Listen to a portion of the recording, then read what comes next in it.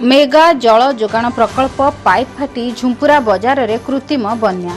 एही लगाण वर्षा जोगु बेहाल होईची झुंपुरा अंचल। प्राय सबु अंचल रे पानी ही पानी।